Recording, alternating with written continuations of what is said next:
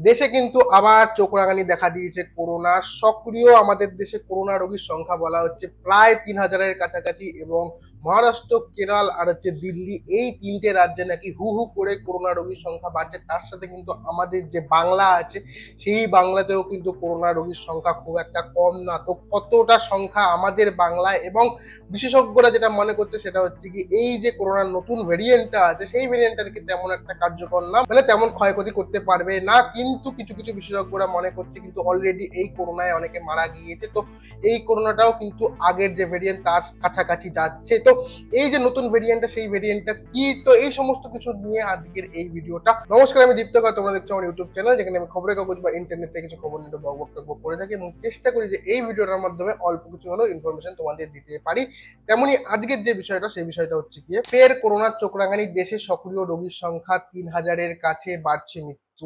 আমাদের দেশে বর্তমানে যে এক্স্যাক্ট সক্রিয় করোনা রোগীর সংখ্যা, সেটা হচ্ছে গিয়ে 2710 জন, যেটা কিনা লাস্ট যখন 26শে মে গণনা করা হয়েছিল, সেই পরিসংখ্যানটা ছিল কিন্তু 1010 জন। মানে বলা হচ্ছে 5 দিনের মধ্যে কিন্তু প্রায় 1700 রোগীর সংখ্যা বেড়েছে, যেটার মধ্যে বললাম যে তিনটে রাজ্য, সেই তিনটে রাজ্যে কিন্তু খুব হু হু করে বাড়ছে। সেটা হচ্ছে গিয়ে মহারাষ্ট্র, দিল্লি আর কেরল। তো তার সাথে গুজরাটও আছে, এবং আমাদের বাংলাতেও কিন্তু বাড়ছে। তো এই যে রাজ্যগুলো, এই রাজ্যতে কত সংখ্যক রোগী এখন বর্তমানে আছে সেটা একটু আমি বলে দিই। সেটা হচ্ছে গিয়ে কেরালে কিন্তু সক্রিয় যে করোনা আক্রান্তের সংখ্যা, সেটা হচ্ছে 1114 জন।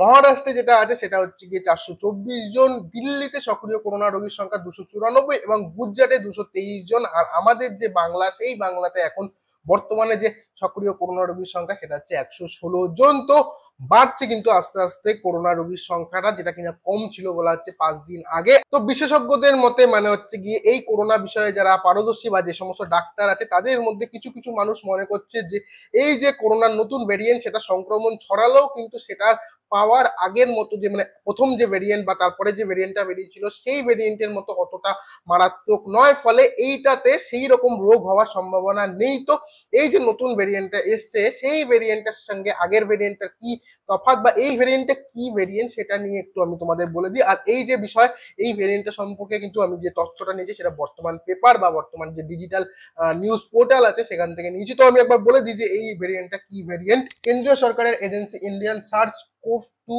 জিনোমিক্স কনসোর্টিয়ামের দেওয়া তথ্য অনুযায়ী করোনার দুটি নতুন উপজাতির হদিস মিলেছে ভারতে। এই দুই সাব ভেরিয়েন্ট NB181 এবং LF7। বিশ্ব স্বাস্থ্য সংস্থা ব্র্যাকেটে হু সার্স কোভ 2 নামে এই ভাইরাসকে বলছে ভাম, VUM। এই ভামের পুরো কথার মানে হচ্ছে কি ভ্যারিয়েন্ট আন্ডার মনিটরিং। এর আগে কোভিডের যতগুলি ভ্যারিয়েন্ট সক্রিয় ছিল, তাদের বলা হতো ভ্যারিয়েন্ট অফ কনসার্ন বা ভ্যারিয়েন্ট অফ ইন্টারেস্ট।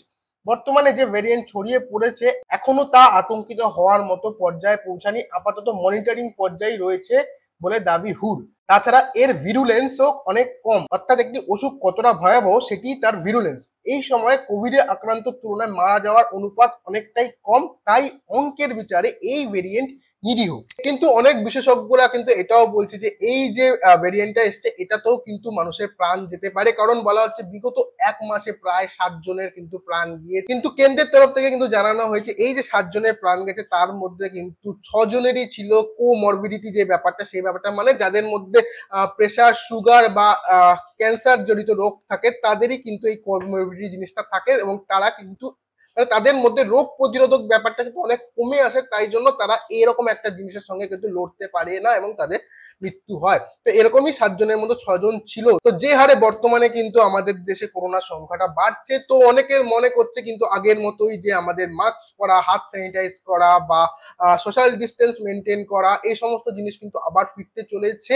আর হ্যাঁ, এখন যেটা বর্তমানে পরিস্থিতি, সেটা কিন্তু হতে পারে বলে মনে করছে বিশেষজ্ঞরা। তো সবার উচিত যে একটু নিজেকে সাবধানে রাখার, নিজের একটু হাত স্যানিটাইজ করা, মাস্ক পরা, জনবহুল জায়গায় বিশেষ করে মাস্ক তো অত্যন্ত দরকার এখন। আর তার সাথে সাথে বলা হচ্ছে যে যারা একটু ক্রনিক রোগ বা যাদের সুগার, প্রেসার, তাদের যাতে একটু খেয়াল রাখা হয়, তাদের যাতে এই সমস্ত জিনিস থেকে বর্তমানে একটু দূরে রাখা হয়। আর সরকারের তরফ থেকে বলা হচ্ছে যে এই যে ভ্যারিয়েন্টটা, সেই ভ্যারিয়েন্টটা অতটাও কিন্তু মারাত্মক না, যদিও এটা পরবর্তীকালে অন্য রকমের লক্ষণ দেখা যায়। সেই ক্ষেত্রে কিন্তু এরকম একটা রোগের সঙ্গে লড়ার জন্য আমাদের সরকারের সমস্ত রকম পরিকাঠামো তৈরি আছে। তো সরকারের পক্ষ থেকে কিন্তু বলা হচ্ছে সাধারণ মানুষকে খামোখা যাতে তারা প্যানিক না করে এবং প্রয়োজনীয় সমস্ত কিছু সাবধানতা যাতে অবলম্বন করে এবং নিজেকে নিজেরা ঠিক রাখে এবং সাবধানে রাখে। তো এই একটা বক্তব্য সরকারের পক্ষ থেকে আছে এবং আমাদেরও কিন্তু সেই যে জিনিসটা, সেই জিনিসটা মেনটেন করে নিজেদের মতো করে সাবধান থাকা উচিত। আর আমি আমার এই ভিডিওটা এখানে শেষ করছি। ভিডিওটা তোমাদের কেমন লাগলো সেটা তোমরা কমেন্ট করে জানাতে পারো। ভিডিওটা ভালো লাগলে ভিডিওটাকে লাইক করতে পারো, শেয়ার করতে পারো। আর আমার চ্যানেলে নতুন হয়ে থাকে প্লিজ আমার চ্যানেলটাকে সাবস্ক্রাইব করে দিও। দেখা হচ্ছে আবার পরের অন্য কোনো একটা ভিডিওতে। ততক্ষণ সবাই ভালো থেকো, সুস্থ থেকো, আর সত্যমেব জয়তে।